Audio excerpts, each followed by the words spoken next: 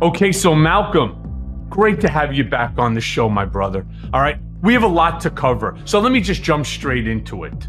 Sure. You just put out your analysis of Israel's Rafah operation. Do you think that Israel can root out what's left of Hamas without decimating the Palestinian civilian population? Well, absolutely. And that's what I wrote in my Substack article, that, this is Hamas's end game. And it doesn't necessarily have to be a bloodbath. And I think that people are viewing the lens of what happened in the first weeks of this war in the 7th month of this war. Look, for the most part, Hamas's military infrastructure, which was dug in right next to all of the civilians, deliberately with the intent to create massive casualties. Even Ismail Haniyeh and Yahya Sinwar have said they expected those civilians to be martyrs for the cause. Those were very hard not to miss when that infrastructure was extant and really dug in the first weeks of the war. Now we're at the 7th month of the war. The Israelis have shown us in their operation in Khan Yunis, they can be quite precise, that they can go after very specific locations. But to do it, and at the behest of President Joe Biden, the Israelis are now moving the civilian population out of the battle space, which is what you have to do. I mean, when we did the second battle of Fallujah, it took us 6 months to move 90% of the population out of the battlefield, and still 1,200 civilians were killed, no matter how careful we were. So I think the Israelis can do it. I think Hamas is terrified. They are in their last days. They understand that if they don't actually come to the table with the hostages, that this war is going to end with virtually all of the Hamas leadership dead, which is an admirable goal. But the possibility that Hamas itself really thinks a massacre will work in their favor is now gaining steam. Right. But I think it's only fair to say that when you have these innocent civilians that are caught in Hamas's plan, they're not participants in this. And what's going to be the end result here for many of these innocent civilians? Look, I want to be crystal clear to my listeners. I stand with Israel. I stand with Israel as an American. I stand with Israel as an American Jew. But I also stand with Israel because of their democratic principles. Hamas is a terrorist organization, and if every one of them fell off the fucking planet, I wouldn't shed not a tenth of a tear. However, I do have compassion for the innocent civilians, and I hate it when I hear from people that, come on now, none of them are innocent. They all know what they're doing. They're caught. They're caught in a trap. Can you do me a favor? Because I don't think I know anybody legitimately that has more experience in this specific arena than you. Explain to my listeners how these civilians are trapped. They're trapped by what Hamas has been creating for years now, whether it's munition centers under hospitals, under schools, rockets literally facing out of people's kitchen windows, and the fear that if they turn around, say anything, and do anything, Hamas will come in and kill them and their family. Explain to my listeners what's going on here. Sure. Well, first off, let me offer a little humility. There are many, many more people more qualified than I am to talk about this subject, but I do have some experience here. First off, Malcolm, I'm trying to boost you up a little bit, brother. All right, take a compliment. Helping a brother out. So, you have to understand that these things are occurring in multiple spheres. You're right. There are people out there who say, "Oh, everyone in Gaza is guilty." Not true. All right, not true.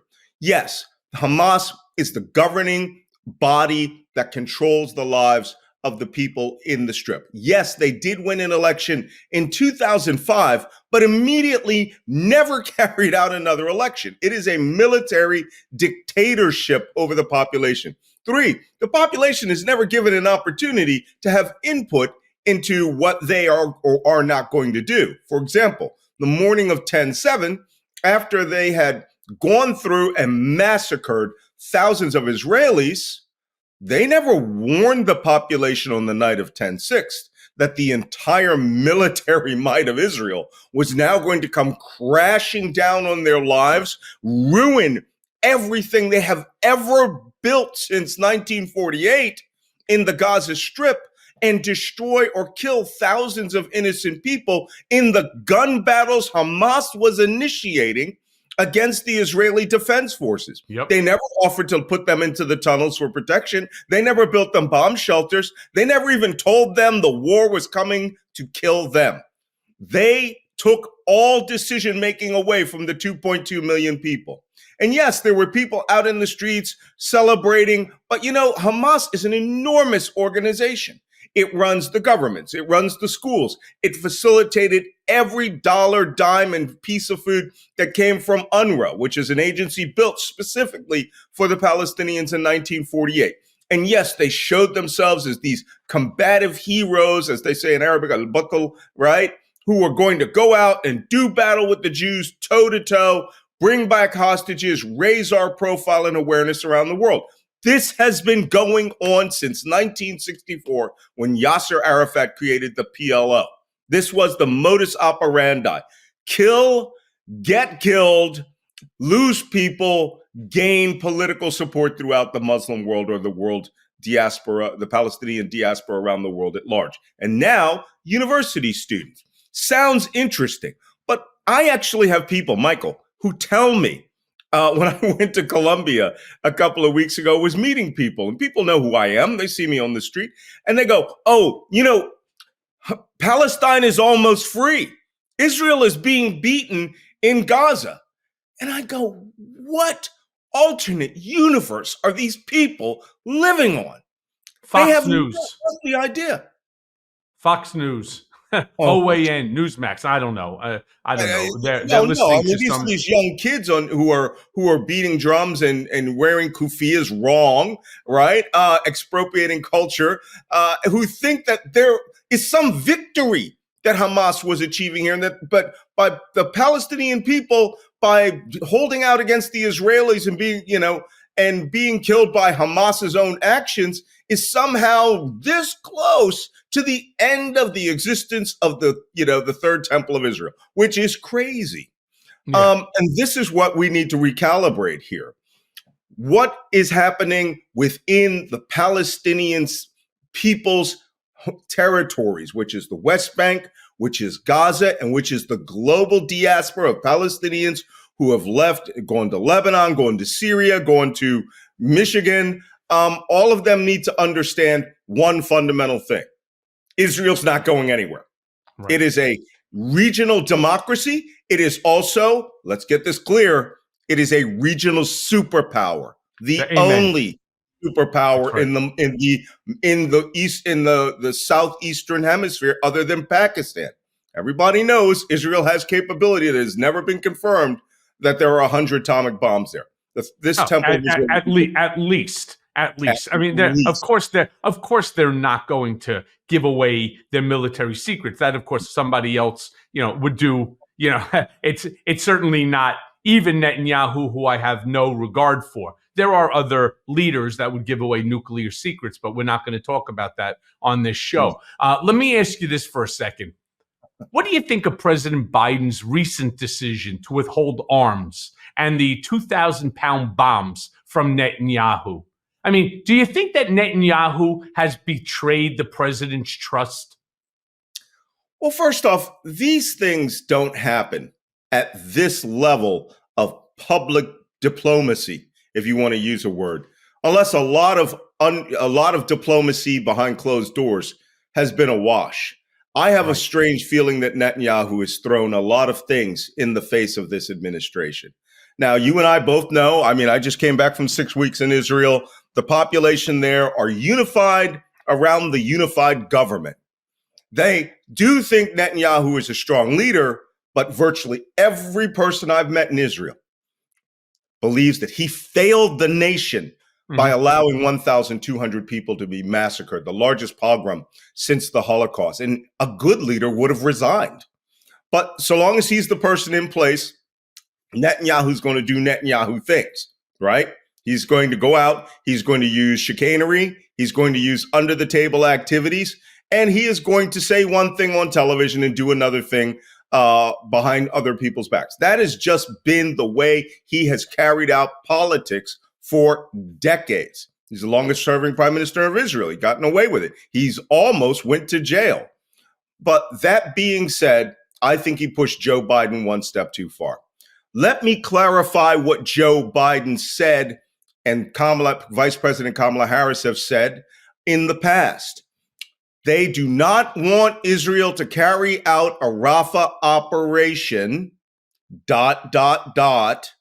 unless they have put in place the humanitarian controls that will allow the population to displace from the battle space, to have enough humanitarian food support, which is what the U.S. JLOTS, Joint Logistics Over the Shore pier that's being built off of Gaza is for, so that the ships can come from Cyprus and Turkey and bring food there, to increase that so that people can move from Rafah to the center and the north and not have starvation. We'll have water. We'll have a logistics element there that will take care of them, and do it in such a way that Israel will minimize civilian casualties. The vice president said that 6 weeks ago. And what they think now is that Netanyahu's going to do it behind their back without those things in place. Yes, the Israelis have purchased 40,000 tents, 12-person tents, to create a space for the humanitarian zone. But if those tents aren't up, that a logistic structure isn't in place, that the food is not flowing through the Erez crossing from Gaza, through the Rafah, the new Israeli-controlled Rafah crossing. And yes, Israel did have a point about taking the Rafah crossing after they had rockets that were fired from that immediate area that killed 4 Israeli soldiers at a time that there hadn't been a rocket fired from Rafah in almost months, right? We thought they had killed that capability. So to a certain extent, Netanyahu is carrying out a micro operation against Rafah right now, which is designed to pressure Yahya Sinwar, the leader of Hamas, who is in a tunnel underground with at least, the remains or live 136 hostages, in order to get him to come to the table. Now, he has no intention of coming to the table. He is going to use those hostages right up to the last second. But by carrying out limited operations, Israel can now shape the battlefield around Rafah. You've already seen civilians are now moving out of that space. But I think that Netanyahu did not give President Joe Biden even the slightest by your leave by telling him that the operation was coming. I saw the operation coming. Israeli brigades were moving into position. But by launching it and the world believing the Rafah operation had commenced, well, the CIA director was in Cairo and there was supposedly a breakthrough that was happening with Hamas. But then again, you can't believe anything Hamas says. So now we have Netanyahu on the outs of President Biden. The bombs that President Biden was going to send to him are not something that they would have been using in this operation anyway. 2,000-pound bombs. I do have a little issue with the JDAM bomb kits, because those are kits with little wings and a guidance control system, which allows these bombs to be more precise. But believe me, Israel for Rafah does not need 1,600, 500-pound bombs or 1,200, 2,000-pound bombs to finish this operation at all. They might need it for a future Lebanon war. They might need it for a future war with Syria, or retaliatory operations against Iran. But as of right now, it was a very clever little trick that the White House is essentially promising to limit their ability to carry out these kinds of operations in 2 or 3 years, because that's when these things would have arrived. They weren't being flown in on C-5 transports to be used for the Rafah operation. That's something that most people don't realize. They think that when you go ahead and you withhold munitions, that you're talking about munitions that need to be used tomorrow. It's not the same, for example, with Ukraine, that need bullets and they need, guns, and they need drones and rockets and so on. I mean, these are arms that need to be built. And clearly it takes time. So let me ask you this then. What about the ceasefire agreements that are being brokered by international mediators and the United States? What's the current holdup there? And more importantly, why do you think it's taking so long to end this conflict? Well, there are two factors here on why this conflict is going long. Look, I got to tell you, after the first 3 months of fighting, and when I went down, I didn't go into Gaza because the day I was going into Gaza, Israel lost 21 soldiers to an accident that was carried out by an attack on them. But 21 soldiers is like the United States losing 1,000 in one day, right? So the IDF put everything on hold. But I went all along the entire, length of that area. I met with IDF soldiers, IDF commanders in Southern Command. And let me tell you, you are not talking about a conventional force. The Gaza war is unlike any war that has been fought since the Battle of Stalingrad in World War II. Granted, the numbers aren't big. You have an Israeli force that's 100,000 some odd men, including reservists. But you have a Hamas terrorist force at that time was 30,000 men, but they were dug in on 500 kilometers of tunnel. Now, the Gaza Strip's only 40 kilometers long. So to create 500 kilometers of tunnel, you would have to have multiple parallel tunnels crossing everywhere, that they had spent billions of aid money, not building apartment buildings, but building this underground labyrinth of tunnels. So we were talking about an Israeli force that have to come in and would have to fight the entire 40 kilometers, 100 yards at a time, right? So you're talking 25 miles. Imagine a football field that's 25 miles long, but you can only play 100 yards at a time, goalpost to goalpost. That's how war works. And you have to literally eat through sections of city where you are being fired upon from rooftops, inside of residences, apartment buildings, hospitals, mosque minarets, and then the new dimension of them being underground and able to pop up underneath, behind, and around you at will. This is a globally unique war. Globally unique. There has not been an operation like this by anyone. So how can we dictate the pace of this war? I have to tell you, I thought the original battle in North Gaza, which took about a month, was really fast. But this was also part of Hamas's strategy. They thought Israel would flow in very quickly and then would feel like they were secure. And then soldiers, terrorists would pop up left, right, center and shoot them with rockets and machine guns and fight down alleys. That's exactly what happened. It's just that Hamas got beat.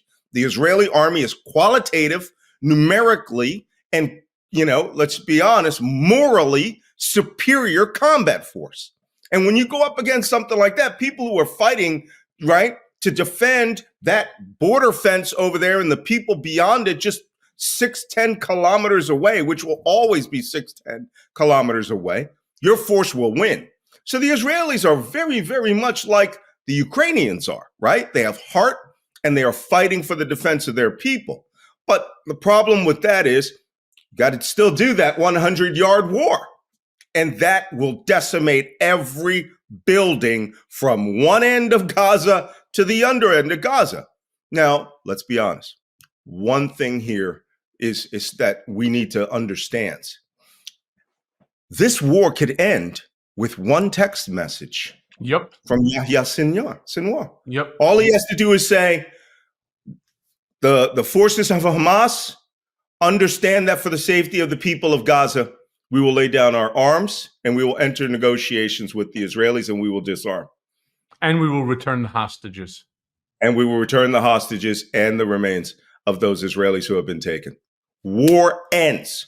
Yep. Why didn't this happen? Because when we kept saying the phrase ceasefire after the first big ceasefire, where the hostages, over 100 hostages were returned, Hamas understood that now the word ceasefire, both out of the mouth of U.S. media and school children at universities around the world, was a weapon he could apply in this war. It was a easy button, so to speak, that they could press all around the world. And when they meant ceasefire, in the words of Hamas, waqaf itlaq al-nar, as they say in Arabic, right, to stop all gunfire, they didn't mean waqaf itlaq al-nar. They meant, nihayat al-harb, right, which is Arabic for the end of the war, and we survive, declare victory, have victory marches, and come back and do 10-7 again. So Israel understood this, all right? They understood their own culture, they understood their own neighborhood, and the culture of Hamas, and they were just talking two entirely different worlds. Hamas up here, wanting a declaration of the end of the war, wanted Hamas to survive, actually asked for compensation to rebuild the entirety of Gaza, which, as you and I know, there's never again under Israel going to be another bag of concrete going to Gaza, right?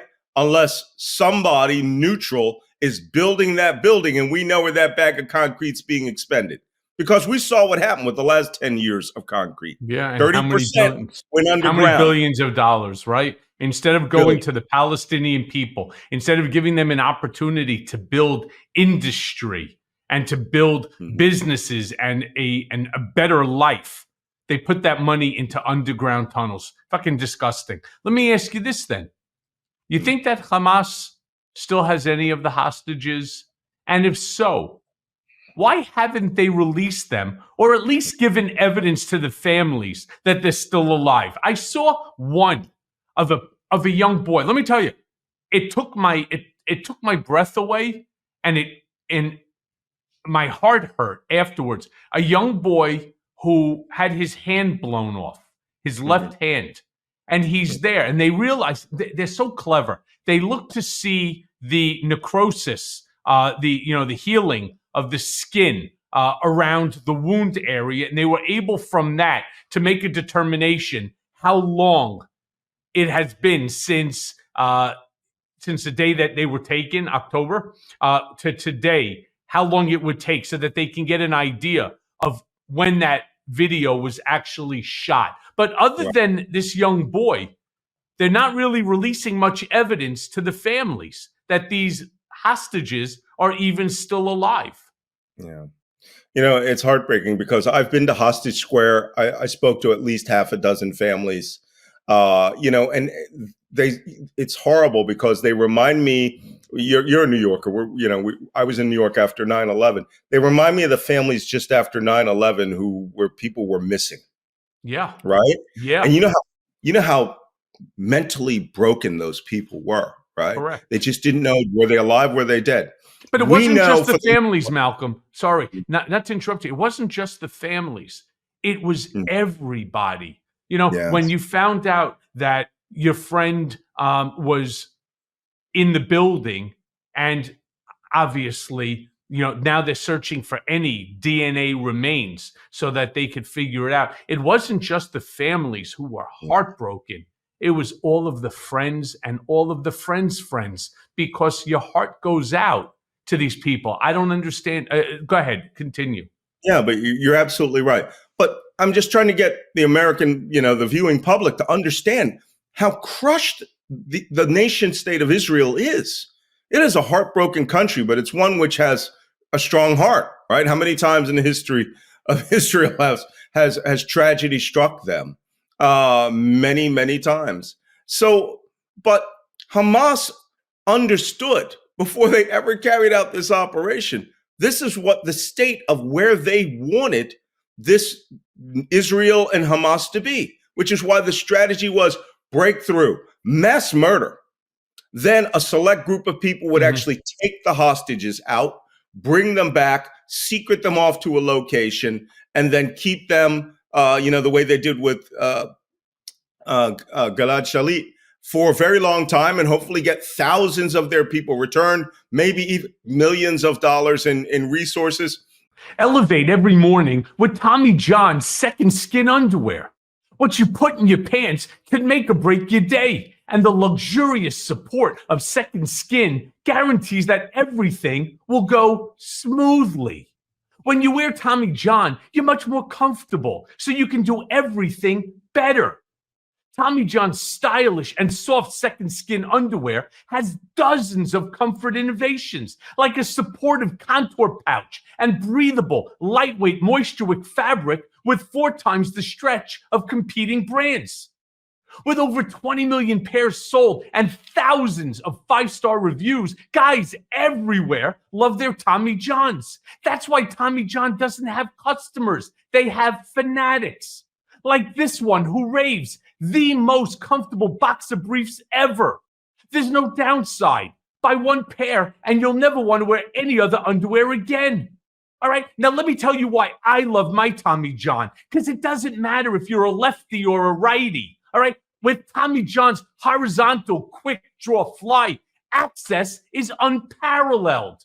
I love it. It's soft, it's comfortable, it is easy access. Plus, your most valuable assets are always covered with Tommy John's best pair you'll ever wear or its free guarantee.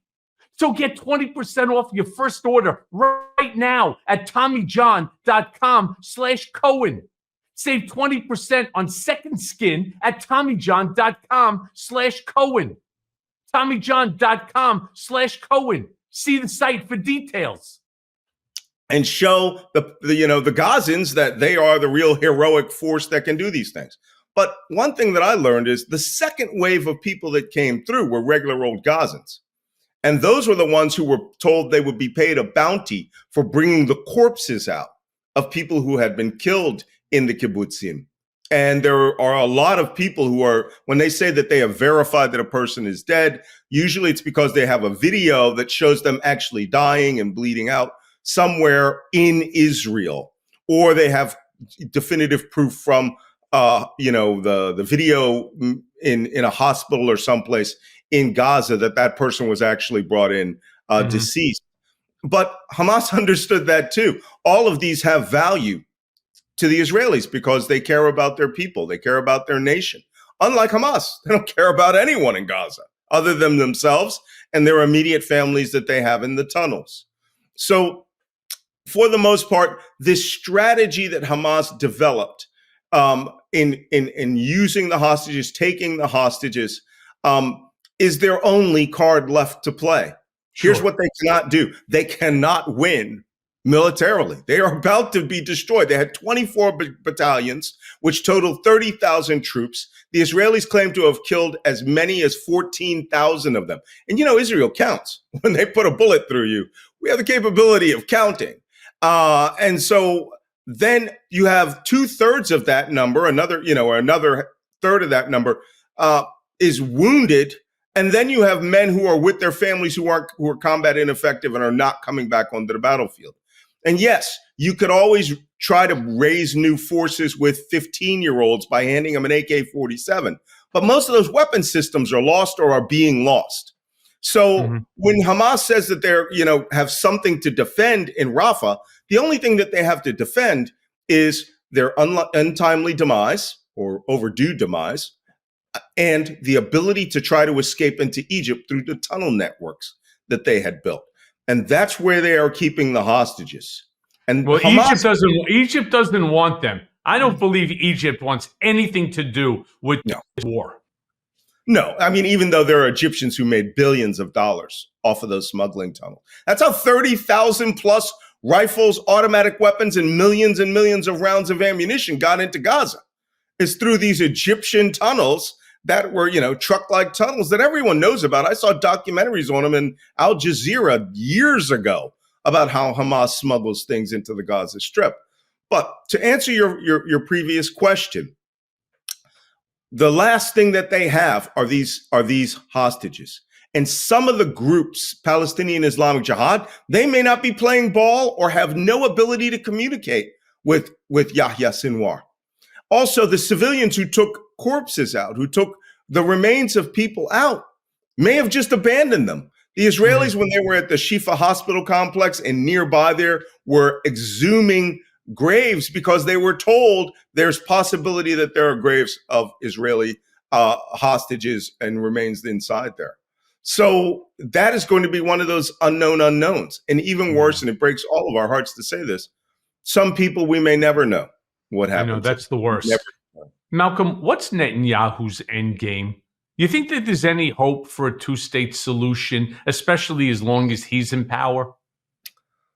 Well, I am not a fan of rewarding the Hamas and the Gazans and the Palestinians with a state right now after what they did. But, like Menachem Begin said, sometimes you got to negotiate with your enemies, right? I mean, the man he was negotiating with, Anwar Sadat, they had fought a war. He had to have his people speak to Yasser Arafat, the man who created a terrorist organization based on the terrorist organization Menachem Begin was in, the Irgun and the Stern Gang in the 1940s. Sometimes, you got to talk to wage peace.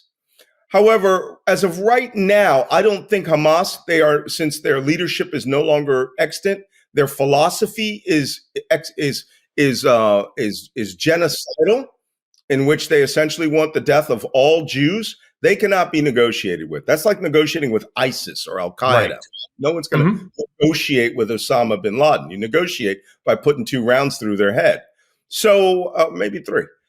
But there could be Palestinians on the West Bank, who are more moderates amongst the Fatah organization, who may be able to exert strength if they have the backing of the Arab League, the Gulf state Muslims with their money. And let me tell you, nothing talks like Gulf state money.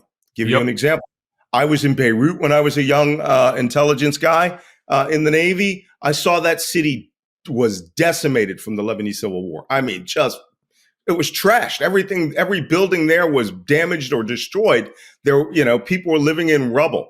The Saudis, the Emiratis, the Qataris, and the Bahrainis and Kuwaitis refunded the building of Beirut and made it a luxury, essentially Riviera again, in which they could all go party and drink. So Gaza could be money well worth spent. Money worth spending. But if the Gazans change their attitude, one, towards their links with the Muslim Brotherhood, there's nothing the Gulf state nations and monarchies hate more than the Muslim Brotherhood, right? Because they're after them too. Yes. So they would have to have Saudi knows that the Muslim Brotherhood, at any opportunity that they have to take them out, they will take them out too. Right. Also, cutting off all their links with Iran. No relationships with Iran, no relationships with the Shia militias, Hezbollah, because Hezbollah and Ansar al-Ahl al-Haq, these groups in, Ansar Allah in Yemen, these groups are extensions of the Iranian Revolutionary Guard Corps' intelligence agencies, and they are built to surround not just Israel, to topple Israel, but to topple Sunni Islam, which is 85% of the Muslims in the world, right? They do not like, the Gulf states hate Iran in the Shia Muslim world. So they would have to cut all ties with them to get any cooperation. Then there would have to be a multinational Gulf state, not all Arab, Gulf state security force under the UN umbrella to occupy Gaza, which would give Israel enough security guarantees that they would allow building reconstruction to happen, and that they would be taking all the terrorist bombing attacks that would be coming towards Israel. So I think that could be done in such a way. But as of right now, until Gaza is restabilized, until there is some what I call a diplomatic morning after pill is taken that expels Hamas and the Hamas infrastructure and the UNRWA infrastructure, which was essentially just a piggy bank to terrorist groups, then the Gulf states might come in. Then Turkey may give some assistance, although, Turkey only aligns itself with Qatar. Saudi Arabia and United Arab Emirates hates Turkey. It's really weird. Then there could be peace and calm enough in the post-war to start rebuilding the infrastructure, give them water, power, electricity, repair the buildings that are there, get people the opportunity to have a life. But terrorist groups end when the population removes support for them. Mm-hmm. And that requires the Gazans to understand that what they did, what they supported via their terrorist group, Hamas, gave them what they have, which is the utter destruction of everything that's been built there since 1948. They will have to rebuild again. And the question is, will the moderates step forward and work with the other Arab states that want rapprochement with Israel, recognize that Israel is an extant state? It is never, I met this Jewish woman in Hostage Square who was a refugee as a child from Iraq. She was kicked out of Baghdad. And she said, Israel's never going away ever. And I was like, that's it right there. Exactly. People need to understand Israel is the indigenous, the Jews are the indigenous people in indigenous land that they've held for a minimum of 3,000 to 5,000 years. And by wishing it away and hoping you're going to kill it away, you are just going to lose again and again. So now maybe it's time for a change in their mindset. Well, let's go back to the whole thing about the student protests for a second. In your opinion, what did the student protests here on the college campuses getting right? And then what are they getting wrong? Because it seems like a lot of the protesters, they don't really understand what the hell they're even fighting for. And also, what about the anti-Semitism that's accompanying now these protests? What justification can these college campus protesters have for that? It just doesn't make sense to me. I'll go one step even further. I used this before on a different podcast. There was somebody that was speaking to this young girl who was holding the Rainbow Coalition flag that said LGBTQ plus. And I say that's fantastic. You go, girl. I'm happy for you. But the guy who came over and wanted to ask her questions about what she was doing asked her a very simple question. What do you think would happen to you if you were there in Gaza holding up this specific sign? And she said, I don't know. What does that have to do with what we're doing here? He said, because somebody would smash you in the head with a stone, and then the entire community would come in and stone you to death for your sexual orientation. That's not permitted there. So you are now protesting on behalf of people that not only don't agree with your lifestyle, but believe that they have the right to kill you because of your lifestyle. And of course, she had no comment and walked away. So tell me, what are these kids getting right and what are they getting wrong? Before there was ever a wide protest movement here in the United States that now supports Palestine, there is a diaspora. There are Palestinians who are working, living, trading around the world who are great supporters of their people, their families, who may not have been vocal advocates for Hamas, but who are, integrated into their culture. Hamas understood this. And they understood, and the Palestinian propaganda machine for support of their terrorist groups has been in play for generations now. All right. If you might recall, and I was writing about this because I'm writing my memoir, and I was remembering the 1972 Olympics, where Palestinian terrorists from the Black September terrorist group came to the Olympic Village in Munich, killed 2 Israeli Olympic wrestlers, then took 9 others hostage, paraded themselves in public. And the purpose of that parading and their attempt to get police to carry out a massacre was to bring vision or bring awareness of the Palestinian problem to the world, which they did. My father made some comments to me at the time, who was an old World War II vet, that taught me that these are the people who are the bad guys in this world, right? So there are 2 ways of seeing the awareness that they are bringing to the world. Now, I bring this story up for a reason. One, this system of propaganda, Popular Front for the Liberation of Palestine, Black September, Democratic Front for the Liberation of Palestine, Al-Fatah, Al-Qassam brigades, all of these groups understand that the only way they can bring awareness to the world is to shock the world through the violence of terrorism, which is one of the reasons they carried out the operation on October 7th. They understood that they were probably going to lose militarily. They understood that they were going to have people killed in their own land. I wrote a Substack on it called The Hamas's Dead Babies Strategy. They needed children to die. They themselves said it, right? That for the revolutionary spirit of our fighters, Palestinian children and women and children must die. But they also understood that there was a global network already in place in Europe, the United States, right? With groups like Samadoun, groups like the Divest movement, the BDS movement, divesting from Israel, which was very small, but full of activists. So the day of October 7th, and I had this happen to me personally, the day of October 7th, many of these groups in the United States praised the October 7th massacre.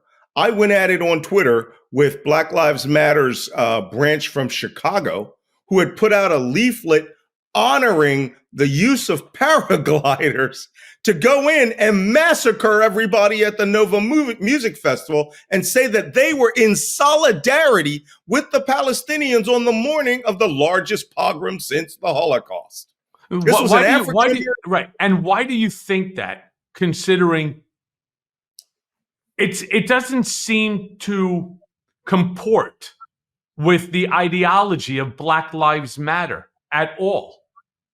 Has nothing to do with Black Lives Matter. Zero. Now, many of these people who are on campuses where you hear the police say, well, many of these people are activists. They are known agitators. This is what became at one point Antifa, right? The anti-fascist movements of the Democratic Socialists of America, the American Communist Party, one group that is the most violent that I've seen everywhere in virtually every protest, right? Against, the World Bank. Boom, these guys show up wearing all black, carrying backpacks with sledgehammers, breaking open the sidewalk. They're called Black Bloc. Black Bloc came into all of the Black Lives Matter George Floyd protests. And they were the ones who in Malibu were smashing the windows of Starbucks and spraying Black Lives Matter, Black Power. And they were all white. They were all well off. And they were all known to law enforcement because this is what they do. They view themselves as a global anarchist collective. And they go from what can I say? They go from incident to incident, protest to protest. They don't care what the theme is. It could be Black Lives Matter. It could be Save the Cats. It could be, stopping elephant poaching in Zimbabwe. They will be there with their lethal activism. So when this happened, the Palestinians and Arab Americans, rightly in their minds, were supporting their people to not be bombed. However, everyone sort of forgot why the Israeli Air Force was in the air on the day of 10/7. Maybe it was because there were 3,500 Palestinian terrorists that had infiltrated Israel, that had a military command structure, networks, tunnels, bases, 10,000 rockets were fired in a 72-hour period from Gaza. And the Israeli Air Force was striking those rocket launch sites, those military bases they knew existed, those ammunition dumps, those tunnel networks. All right. But to this global diaspora, this global collective now, with these hardcore activists, all glommed onto Jews are killing Arab children. That's the real theme here. It wasn't Israel defending itself, which is what I saw, right? I'm a counterterrorism professional. I saw the whole massacre. I watched their own helmet cams on GoPros. But this group re-engineered it, and then they got very big political support. Rashida Tlaib, Ilhan Omar in Congress. They had the Muslim and Arab community of Michigan. They had people from the Muslim world who were living in New York City, San Francisco, Los Angeles, major cities, coming onto the streets as Muslims in what they thought was the defense of Muslim children. But that was hijacked from the first moments.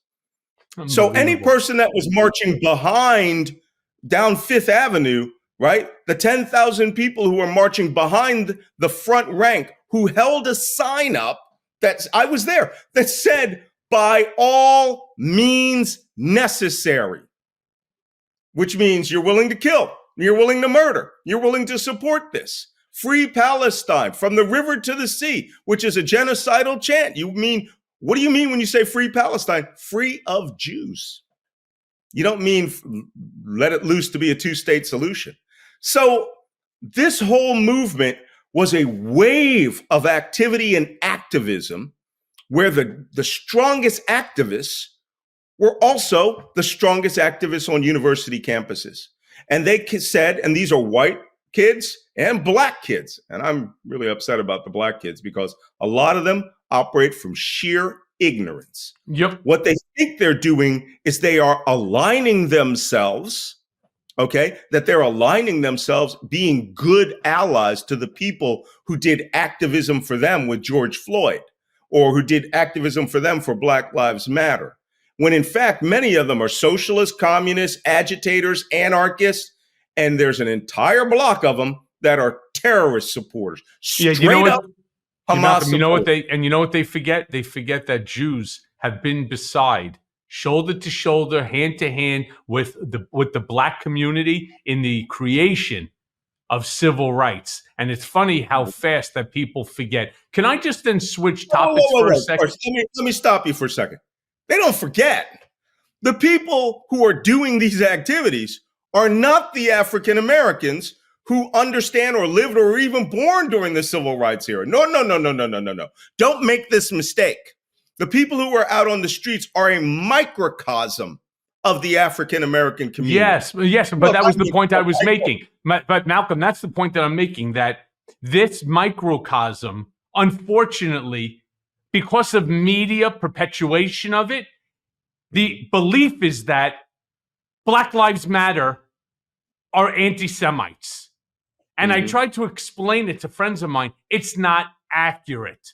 It's just not accurate at all. And they're like, well, take a look at this article. Take a look at this article. Look at this photo. And so, yeah, if you look at it from that lens, that's what it appears to be. Even though, as you just rightfully stated, they are a microcosm and they are not even part of Black Lives Matter. No. And let me tell you, I went on pretty much a holy war the other day on Twitter about the relationships, the traditional relationships between Jews and blacks in the civil rights era. And I actually, the other day, went to the Norman Rockwell Museum, which is near my house, where this painting was done by him, which is called Southern Justice. And what you see there is the three freedom riders who went down to do voter registration. And this is the Jewish young man holding up the black man who was killed, and then the white guy who was already dead. All three of them are being murdered in this photo. Norman Rockwell was so upset. All right. He was so upset by the treatment of blacks, Jews, and activists who supported civil rights that he did that painting. You can't stand in the same room with that painting as an African American and not understand the debt that we have to the Jewish activists who came from New York, who created, the Southern Poverty Law Center and all these other organizations to support civil rights, because African American civil rights are civil rights for the Jews. Neither one of us could have gone to a country club in 1965, That's right. So, but this relationship, I grew up in Philadelphia in an Orthodox Jewish neighborhood that was half, a little bit of Black Catholics and Orthodox Jews. And we had the greatest relationship.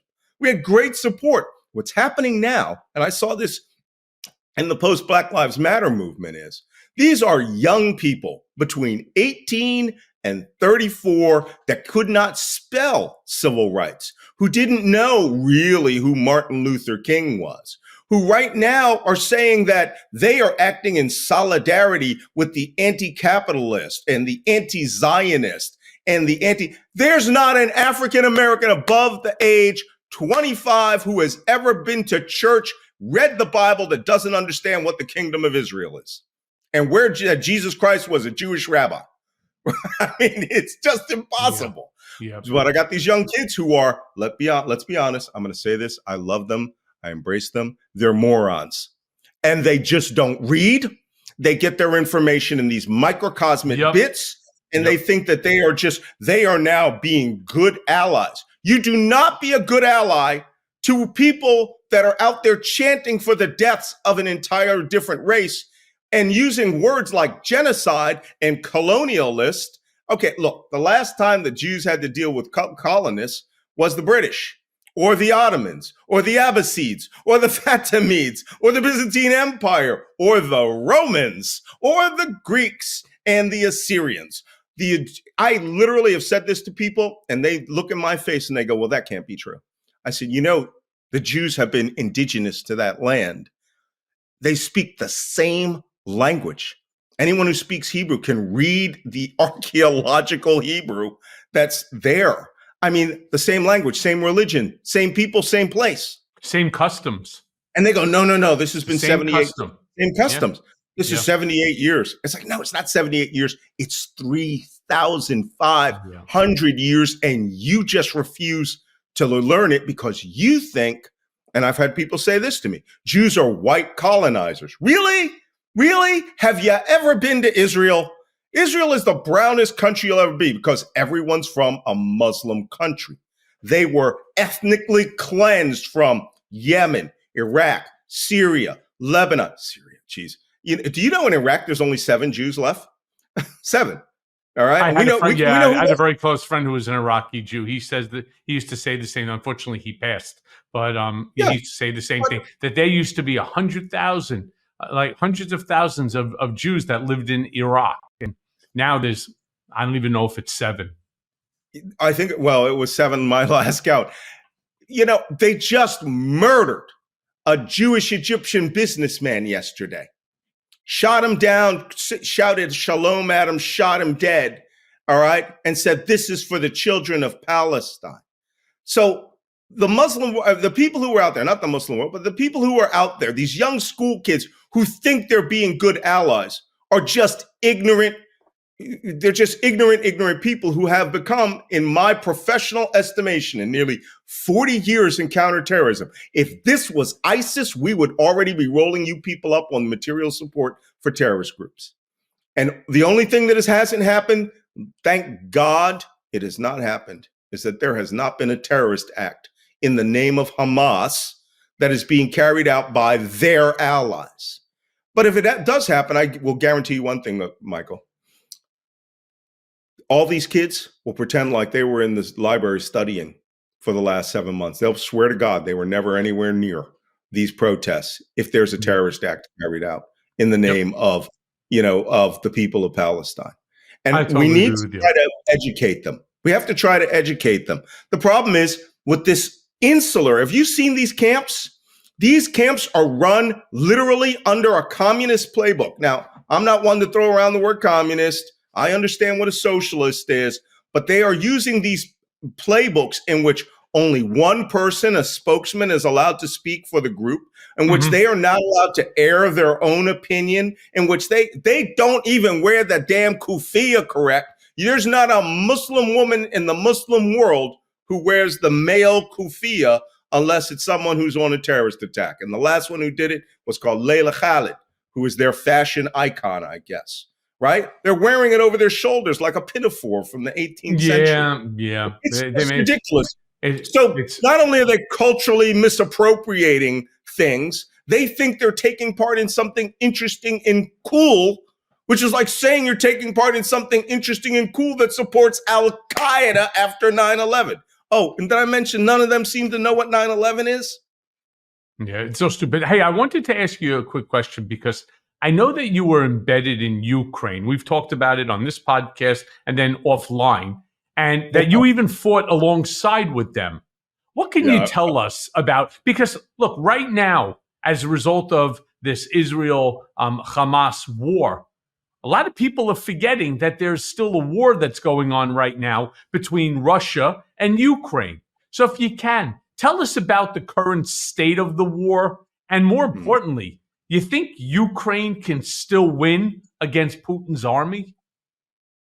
Well, first, I wasn't embedded in nothing. I was a soldier in the Ukrainian army. I was a contracted enlisted soldier. And how was that not embedded?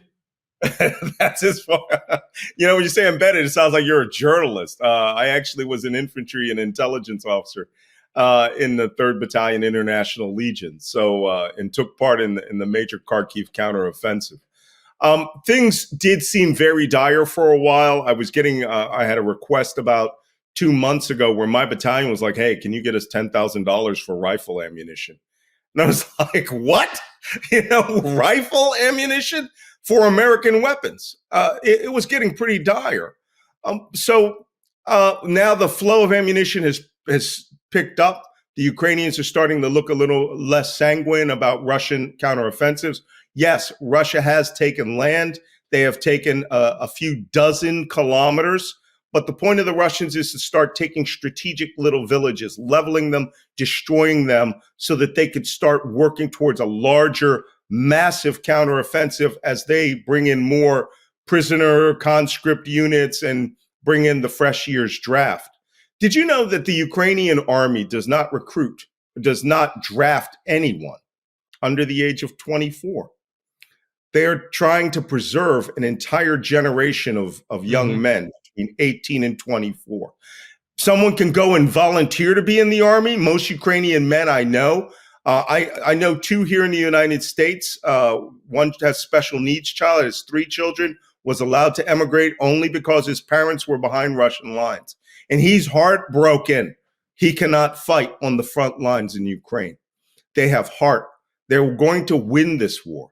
The question is, does the White House and the National Security Council staff want them to win this war?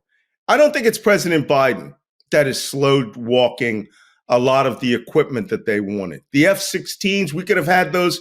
We could have had them training 2 years ago on them, and they would still be receiving them just now. The ATACMS missile, which the United States did not give them the quantities that they needed, which would allow them to strike 300 kilometers, which is virtually anywhere behind Russian lines. The National Security Council staff was afraid that Russia would escalate and do something. Well, what more are they going to do other than invading Ukraine, right? Killing tens of thousands of civilians. Yep, leveling everything in its path. Give them whatever they need. If I were President Biden, I'd pull all stops out right now and say, listen, we're just going to start emptying out every old weapon system we have. We're going to ship it to Ukraine at Department of Defense's expenses. And we're going to make sure that they are fighting for victory, to win, retake all of their land, keep Russia out. That would also send a message to Russia. Right now, the message is from the United States, especially from the Republicans who are in Putin's pocket. The message is, we are willing to sustain Ukraine. Europe is doing the opposite. Europe is pulling out all stops. They want Ukraine to win so that their young men, women, and children and U.S. forces in Europe don't have to get into a battle with Russia in 5 years and then end up with a theater world or a world war against, an aging, senile Vladimir Putin who might pull out tactical nuclear weapons. He ain't pulling out shit. That's a bunch of bullshit. Because the second that starts, let me tell you, the whole world is pointing something at Russia, and he knows that's the end of Russia in its entirety. You want to go nuclear? Let me tell you, the world has more than you, and your shit don't even work. But Malcolm, as the hour comes to an end, I got one last question for you. Of course, it's a personal one. What's next for Malcolm Nance? What part of the world are you going to be jetting off to next? I fucking call you, and all of a sudden you're like, yeah, I hear shit going on. I'm like, where are you? And you're like, yeah, I'm in Ukraine. I'm on the front lines. I call you up. Where are you? I'm in Israel. Where are you? I'm off in Rafah. I'm in Gaza. And so, first of all, what book are you writing? And I guess the best question to ask you, do you ever take a break? Oh, jeez. Let me tell you, I did just spend 3.5 months nonstop traveling. I just came back from England, where I gave a speech in a beautiful village called Port Marion. But went to England, met some World War II historians, because I'm writing my memoir right now. That's what's next for me, and I'll announce it here. It's in the industry that hopefully next year, it'll be out, called Thinker, Sailor, Black Man, Spy. And believe it or not, from what we can tell through our best study, there has never been an autobiography by an African American in the intelligence world. I don't know why. I know lots of guys at CIA and in defense intelligence, and we've had people as far back as the American Revolution. There have been several biographies, but no one has ever sat down and wrote down what they did. And so that's what I'm doing right now, in between running back and forth between, I'm raising money for the International Legion in Ukraine. I met some great guys in northern Israel in a tank battalion who really need help. So we're getting them, flame retardant, extra sets of flame retardant tanker uniforms. And then right here, I'm fighting for the defense of American democracy and using my voice to this moment, what I've done with you, to bridge that gap back between the African American community and the Jewish community. Because I'm sorry, okay, I'll let you know another little secret. I'm writing an article that I hope to get published in The Atlantic called "The Confessions of a Black Zionist," because I believe in the state of Israel. I believe that there should be a Jewish homeland. I believe that Jewish homeland, in the condition it exists today, which is 80% Jewish, 20% are Palestinian Muslims, right? Israeli Arabs are Palestinian Muslims. If you ever go to the city of Nazareth, which I enjoyed the hell out of going to Nazareth, that is a Palestinian Muslim and Palestinian Christian city, right? The old city of Nazareth. So, but Israel is a very, very brown country. It's full of people of color. First person I ever met there was a guy from South Sudan who had been rescued by the Israelis from the Janjaweed Muslim militias that are carrying out a ethnic cleansing of southern Sudan. And they are working in Israel. They're allowed to emigrate to Israel. And the Ethiopians, oh my God, they got Ethiopian food there. I love Ethiopian food. So, I'm trying to educate people to understand what you think about Israel is wrong. Yes, 40 years ago, when I first went to Israel, to Haifa, after I left Beirut in 1983, there were a lot of Ashkenazi Jews. The Ashkenazim are the European Jews living in Haifa, had moved there. That is not Israel. There are very few white, Ashkenazi, European, Caucasian Jews in that country. It is a beautiful rainbow of people and let me tell you, I spoke more Arabic than I spoke English when I was there. Wow. Well, let me say this, Malcolm. Every Mizrahi Jew is from the Muslim world. They're native Arabic speakers. Right. Well, let me say this. Try to stick around a little bit, because you and I have a lot to talk about offline. Thank you for joining me today. I mean, I have no words, and I'm looking forward to your memoir. Sounds like it's going to be a brilliant one. It'll be fun. Believe me, there's a lot. Hopefully there's nothing more to add to it this year. Well, thanks again, my brother. I will see you soon. My pleasure.